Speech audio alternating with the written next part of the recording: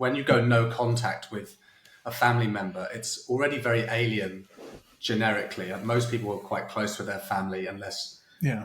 you're like us, where you have that distance. And I think there are a lot of people who debate whether they should go back. Should they do something? Is it my fault? You start to doubt yourself. Did I get it wrong? I mean, I now haven't spoken to my mum for coming up on 3 years, and it'll be the second stretch of about 3 years where I haven't spoken to her. And this time, well, I've got to the point where my mum is not a good influence on my life, and I don't wish anything bad on her.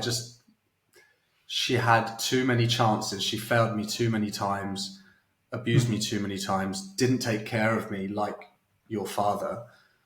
So I understand, and I'm sure a lot of people watching probably understand. I'm really sorry that you understand it like I do, I guess, Brittany. Yeah. Well, it's just life. It's just a part of life. So you kind of just learn that was a part of your journey. So that's how I see it. I don't see it as I had it better or worse or woe is me or any of that. It's just a part of my journey. This is just how my life turned out to be. And I've had better things come along because of the path I was on. I mean, I met Mike because, well, in part because I wanted to spite him, because I was like, all right, where do I want to go to college?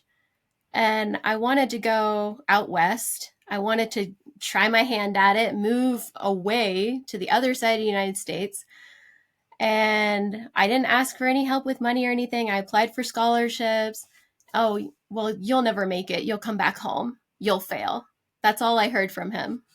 You can't do it. And I was like, I've been hearing that my whole life from you, that I'm worthless, that you wished I was never born, I'd be better off dead, that there was nothing good about me. And I was like, you know what? I'm going to do it. And I'm going to prove you wrong. And I'm going to graduate. And I'm going to do it early. And I'm going to do it with a great GPA. And you're going to see. You're going to see. And you're not going to be invited to the graduation. And I did it. I met Mike there. I finished in 3 years by doing like 20 credit loads, in a bunch of semesters. I finished with a really high GPA, and it impressed the programs I applied to for my master's enough that I pretty much got into all of them, except for one that messed up the paperwork.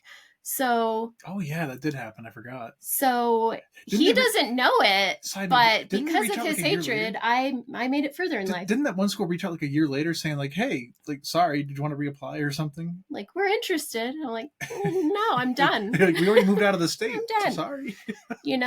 I met him, and I have my adoptive dad now, who's far and away better than him in every way. Mm-hmm. Is that Mike's dad or your mum's new partner? No, so my mom and my bio dad both remarried.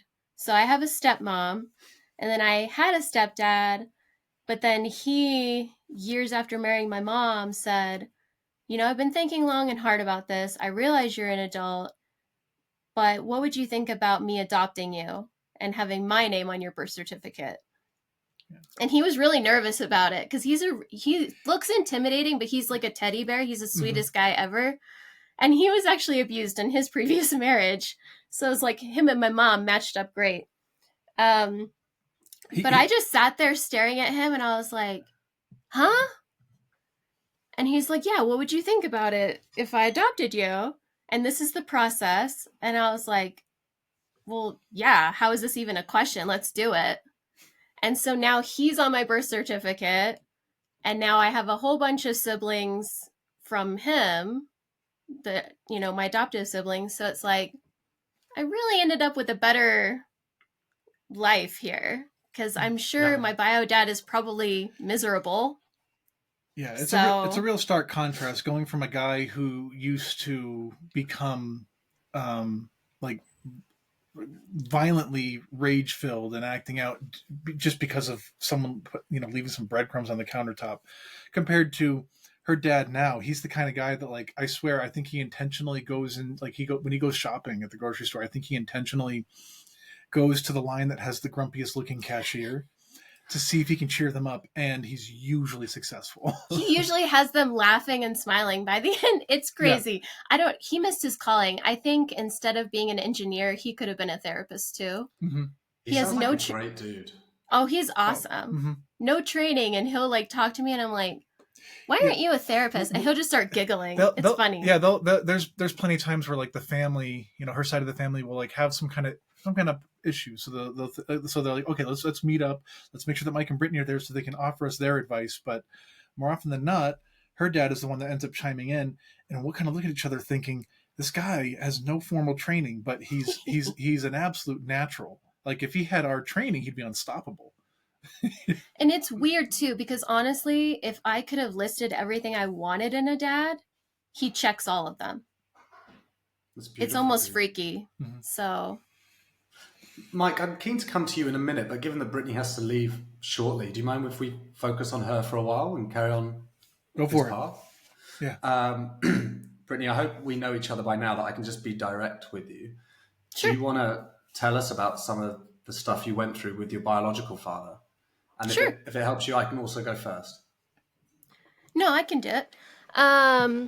It doesn't bother me to talk about it. So not anymore anyway. Basically, how it started was my mom wanted another child. So I have 2 half siblings, a sister and a brother, and we're pretty far apart. So my sister's the oldest. She's 10 years older than me. And then my brother is 9 years older than me. So my mom, and she had them young. That's her part of the story.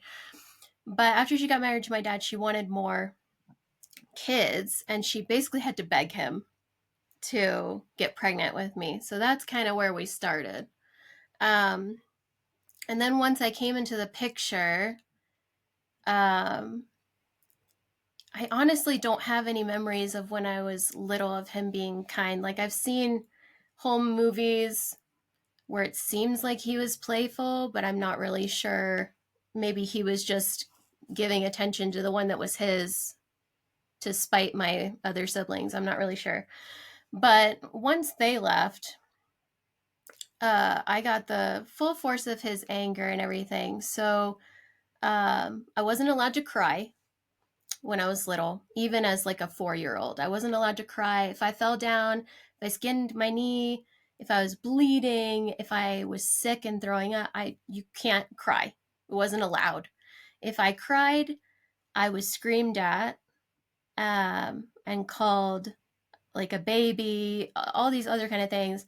If my mom comforted me, it was told to her, take the kid off your tit. It's time you weaned her. Or like stop making her into a pussy, stuff like that. When I would play with him, he would start off playing with me. He'd get bored quickly. I wouldn't know that because I was little.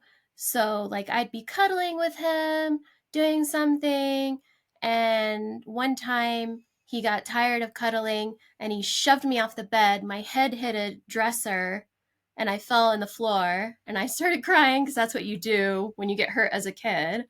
Luckily, no stitches or anything or bleeding. I guess I had a hard head. I don't know. So that was one instance. Anytime there was any kind of mess, clean up your shit. This is a pigsty. You're so messy. Why can't you be cleaner? As I got older, my mom would buy me clothes because he couldn't be bothered. But then he'd be like, all right, try them on. I want to see. If they fit, they were too tight and I was a slut. If they were too loose, I looked like a homeless person and we have enough money. Why can't we dress her right? How old were you when these memories were happening? That one was around middle school, I think. So 12, 13? Yeah. Your dad called you a slut at 12, oh, 13? Yeah.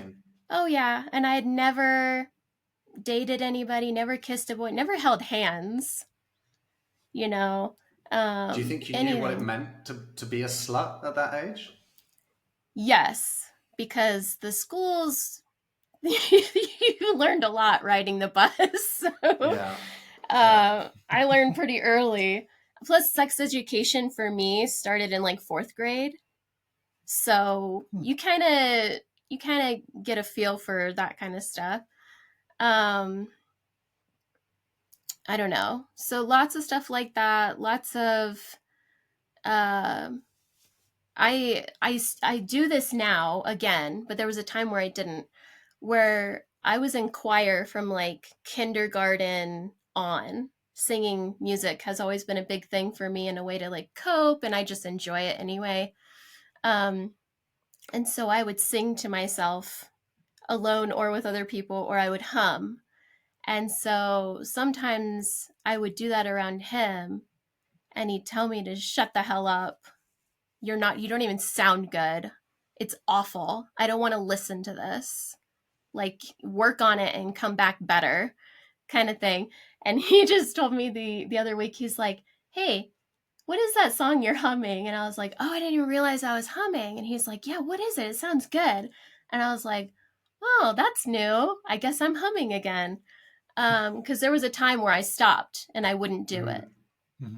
I I love to sing, and I noticed that I'm more depressed if I'm not singing just on my own.